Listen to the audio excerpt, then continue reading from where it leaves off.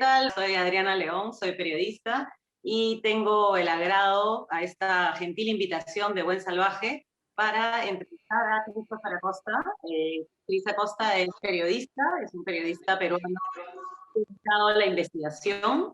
Es una persona además que conozco personalmente porque trabajo en algunas cosas con él y conozco su trayectoria, todo su trabajo tan minucioso de este estereotipo de lo que es un periodista investigativo. Pues Cris es esto, es una persona que además tiene una personalidad creo, importante para la investigación. Eso lo vamos a conversar probablemente en esta entrevista. Pero bueno, esta ocasión es para presentar el libro Plata como cancha, que es el libro de Cris, que acaba de salir. Es más que una biografía, diría yo que es como una especie de conjunto de investigaciones periodísticas sobre un solo personaje, que es César Acuña Peralta, que es ahorita el líder de un partido importante regional y es además ahorita candidato a la presidencia. Pienso que realmente es un libro importante para conocer detalladamente un personaje de la política. Cris, bienvenido. Muchas gracias por tu tiempo y por darnos estos minutos para conversar sobre tu libro.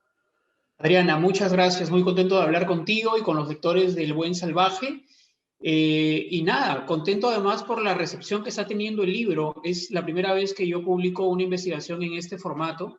Y ha sido una experiencia no solamente al momento de trabajar en el proyecto, sino ahora sentir tanta acogida y tantos comentarios en las redes respecto al libro. Realmente es muy gratificante lo que está pasando con la obra y encantado de atender tus preguntas, luego de saludar a toda la gente que nos está viendo. Es que realmente el libro, yo lo terminé hace un par de días y luego lo he estado revisando. Es una investigación con un detalle excepcional, es decir, has desnudado un personaje que creo que pocas veces se ha logrado tener más que un perfil, todo lo que significa este personaje. En una primera pregunta que te quiero hacer de todas maneras es, ¿cómo es que tú te interesas por él? ¿Por qué es que te llama esa atención de esa manera? Porque sé que lo investigas hace muchos años. Mira, yo me acuerdo además, luego he estado pensando en quiénes han sido las primeras personas que yo les conté que algún día yo tenía que escribir el libro y una de las primeras personas ha sido tú. Yo hace muchos años te vengo diciendo... Exacto. Sí, hace muchos años te vengo diciendo, oye, yo algún día tengo que hacer un libro sobre este personaje y tú me has dicho, sí, hay que hacerlo, tienes que hacerlo. Y bueno, mi primer contacto, por supuesto, con el personaje es Trujillo. Yo he vivido muchos años de mi vida en Trujillo. Yo he hecho, los primeros años de periodismo que he hecho ha sido allá. Y mi primer contacto fue con Acuña Alcalde, que ya desde entonces era un personaje muy particular, ¿no? En la primera gestión de él, que va del 2006 al 2010, es la gestión donde le gana, recordará el público, la alcaldía a Lapra, que había estado en el poder municipal durante 30 años. Él, en esa primera etapa, bueno, ya había sido congresista, pero digamos a nivel de autoridad ejecutora, era su primera experiencia, y desde ya era un personaje que a mí me parecía fascinante porque llega a la municipalidad con todo un ánimo transformador, entre comillas, empieza a llenar la ciudad, a pintarla de los colores de su partido, pinta la fachada de la municipalidad con el rojo y con el azul de su partido, siendo que además era un monumento histórico que tiene una paleta de colores especial aprobada por el Instituto Nacional de Cultura. Empieza a llenar la ciudad de una serie de alegorías relacionadas a su partido y a su personalidad, y a mí me pareció estar frente a un pequeño proyecto de dictadorzuelo que se hace de una ciudad y empieza a hacer y deshacer, amenaza con retirar un busto, una estatua muy famosa en Trujillo de Víctor Raúl Haya de la Torre, que era el símbolo del aprismo, y a mí me pareció que estaba frente a un personaje increíble, porque además era una de las fortunas más importantes, no solo de la ciudad, ya del país. Tenía mucho poder a través de la Universidad César Vallejo, y ese fue mi primer contacto con el personaje, y a partir de ahí me empiezo a interesar mucho en conocer cómo funcionaba su sistema. Porque, claro, me parece bien lo que dices ahorita, porque es que a ti te llama la atención su sistema, de cómo funciona el tipo, no tanto el personaje como un personaje biográfico al quien quieres relatar su vida, etcétera. Es otro tipo de periodismo, ¿no? Tú tú tienes una cosa investigativa que es que te llama la atención porque algo pasa atrás, que no se sabe qué es, ¿no? Eso es un poco lo que... Exactamente, porque digamos, Acuña, si bien es una persona, en verdad es la cara más visible de un pequeño universo de poder que se ha creado, porque en torno a él está la parte comercial, la parte política, y cuando el dinero y el poder se mezclan y hay una especie de puerta giratoria en la que la gente que trabaja en la universidad postula por el partido o la gente que está en el partido está muy relacionada a la universidad. Acuña ha creado un sistema, un microcosmos de poder en el que mucha gente le guarda lealtades y está básicamente basado ese microsistema en el poder que le ejerce por las contrataciones, por el dinero que ha conseguido, y cuando estos microsistemas entre la universidad, la familia, la fortuna, sus quereres chocan, generan conflictos que es un poco por los que se ha ido el libro. Cuando esos círculos digamos, terminan colisionando, se encuentran historias muy simpáticas. Claro, por ejemplo, su relación con sus profesores termina siendo una cosa tremenda y además un especial profesor muy molesto con él, pero que negocia con él ni siquiera frente a frente porque no le quiere ni mirar la cara, ¿no? Pero realmente termina entrando a ese sistema. Tú como, o sea, ahorita que cuentas esto, pienso en una Acuña que llegó al poder local que había sido tradicionalmente del Partido Aprista. Entonces tampoco es que lo iban a ver como, ay, qué bonito este nuevo personaje. Él tenía que, digamos, que ganárselas desde abajo, desde, ¿no? Digamos, gota a gota, para poder entrar su sistema que entre a la justicia, a la sociedad, al mundo académico, etcétera.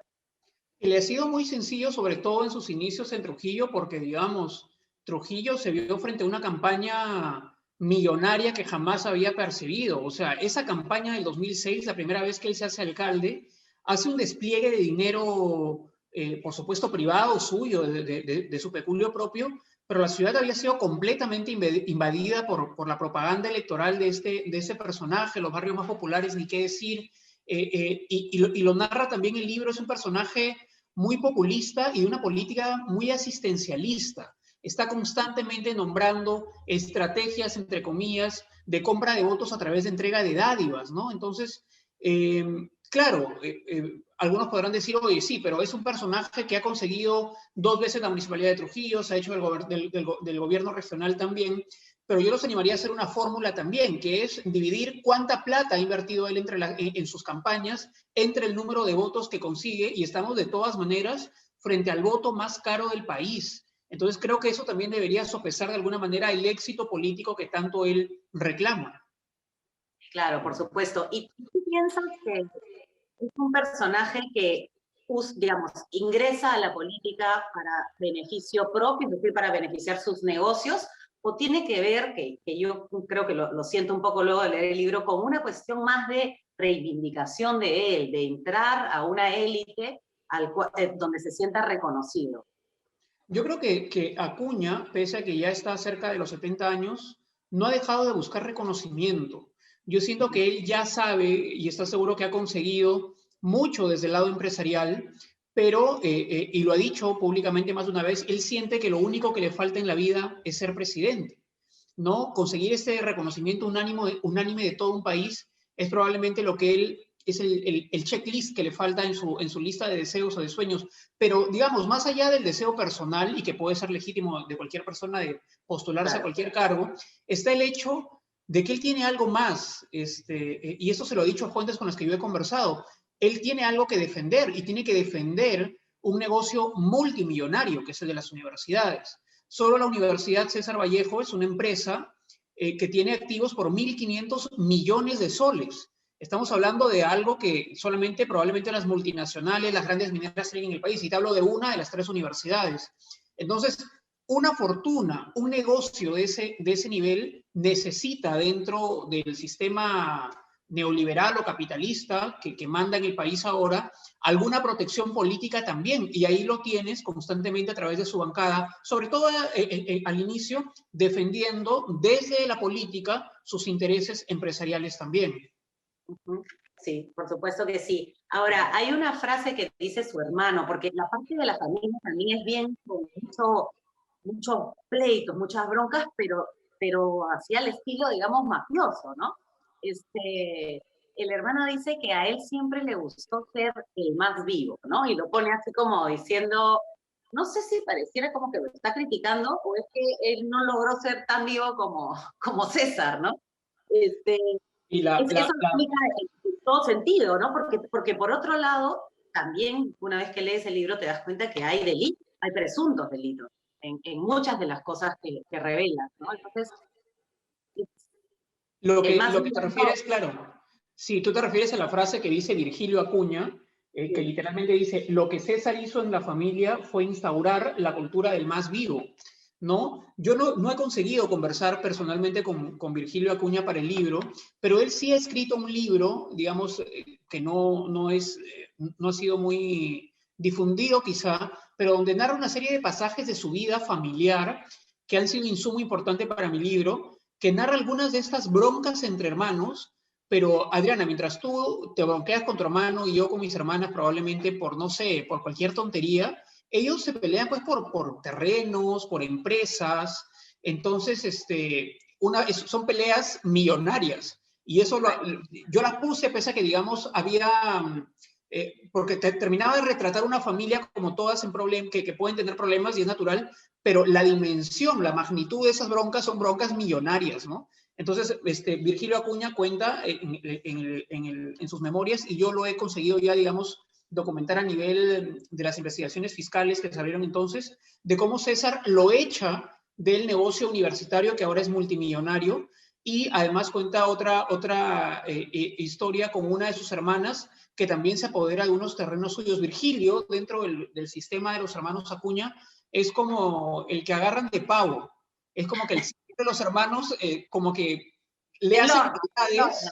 exactamente, y es como el pavo de la familia, y él también se siente de alguna manera la oveja negra de la familia. Es probablemente es quizá el único de los 10 hermanos Acuña que no vive directamente de la fortuna de César, ¿no? Claro, claro, exactamente. Muy interesante, realmente. Eh, Cris, ¿y tú crees que, o sea, quería que me cuentes brevemente cómo has llegado a las fuentes? El trabajo que has hecho con fuentes es espectacular en el libro, porque realmente has llegado a la gente que lo conoce bien, o que estuvo involucrado en este sistema y que, bueno, lo revela y cuando al tipo le puede parecer normal el sistema, cuando lo lees así en crudo es bien impactante, ¿no? Entonces, ¿cómo llegaste a las fuentes tan así que puedas lograr que se abran de esa manera? Incluso muchísimas son on the record, ¿no? Sí, a ver, si bien en los 2 últimos años ya yo he empezado a trabajar en el proyecto, ya digamos, dedicándole tiempo y armando el proyecto y tal, yo vengo desde mucho tiempo atrás cubriendo el personaje, ¿no? Desde formalmente la primera cosa como investigación que publiqué de Acuña fue el asunto de las subvenciones sociales, un trabajo que trabajamos en Infos y que salió publicado en Poder, y eso es 2012. Entonces, ya desde entonces, primero que se te empieza a acercar gente que lo conoce, pero también tú empiezas a hurgar en este microcosmos y empiezas a identificar cuáles son las partes más débiles de la cadena por la cual tú puedes empezar a penetrar el círculo o el entorno de poder que tiene el personaje, ¿no? Como todos los políticos, esta no es una fórmula nueva, en el camino van dejando, pues, producto de varias deslealtades, personas que se sienten de alguna manera traicionadas. Y yo creo que es una de las maneras que tenemos los periodistas inicialmente de llegar a conocer las historias de personajes como Acuña, como los libros que han salido sobre Alan García, lo que ha hecho Cifuentes, también escrito sobre Nadine Ollanta. Entonces, digamos, esa es una primera puerta de entrada y luego te vas ganando pues confianza también probablemente en lo que van viendo de tu trabajo y las fuentes empiezan como a acercarse y durante varios años yo he ido recolectando información que si bien no te daban como para un reportaje, sí que daban cosas como pintorescas, frases, documentos que tú ibas como guardando en la idea de que algún día me van a servir, o teléfonos o gente. Entonces ha sido un trabajo como de refrescar esas fuentes y acercarme ya con la idea de terminar el libro, ¿no? Y además un trabajo en paralelo, porque tú diriges la unidad de investigación de Latina, que es un trabajo que te demanda, digamos, bastante tiempo, ¿no? Cris, quería hacerte ya para terminar esta entrevista, primero tú diriges la Conferencia Latinoamericana de Periodismo de Investigación, que es uno de los encuentros, digamos, más importantes de periodismo investigativo en la región, y quisiera que así brevemente nos puedas decir de acuerdo a cómo has estado organizando estos eventos y teniendo contacto con tanto periodista investigativo, ¿cómo ves tú la región en ese sentido, cuando yo siento que cada vez es más difícil investigar tanto por la crisis de los medios como también porque pues hay gobiernos muy restrictivos, etcétera? Sí, bueno, en la región hay varios países donde la polarización y la politización máxima de las sociedades termina afectando el trabajo de los periodistas. Mira lo que pasa en Venezuela, donde todo, prácticamente el 100% de periodismo sobre Venezuela se hace desde fuera de Venezuela, ¿no? El caso de Armando Info, con periodistas valiosísimos desperdigados por Latinoamérica, y unos pocos valientes que todavía intentan hacer periodismo desde el propio territorio venezolano. O lo que pasa en Bolivia también con, digamos, un Evo Morales que ha regresado al gobierno y que se sabe tiene prácticas también totalitarias y de administración de medios. Entonces, sí, hay muchas dificultades, ¿no? Y yo creo que lo que sí percibo es que cada vez más, y lo veo sobre todo en Perú también, cada vez más hay como una generación de periodistas que nos animamos por cosas de más largo aliento que terminan tomando formas de libro, ya que en los medios a veces los tiempos, si estás en radio o televisión, o los espacios, si estás en periódico, te son insuficientes y te quedas con esa sensación de que faltó o que no tienes la forma de contar todo lo que sabes. Entonces sí siento que si bien hay dificultades, hay también oportunidades respecto a encontrar en los libros formatos de trabajos de más largo aliento. Por supuesto que sí, es un gran formato y bueno, gracias Cris, felicitaciones realmente por este gran trabajo, como te dije la vez pasada, gracias por hacer el buen periodismo que haces. Y nada, está en todas las librerías, cómprenlo y llévenlo porque la verdad que vale la pena conocer a uno de nuestros candidatos así de profundo. Muchas gracias, Cris. Nos vemos. Gracias, Adriana. Y a todos, ya saben, Plata como Cancha está en todas las librerías y está llegando los siguientes días también a nivel nacional. Y espero que lo disfruten. Es un aporte, como lo has dicho, al mayor conocimiento de los candidatos, de los políticos que intentan gobernar este convulso país que es el Perú. Saludos.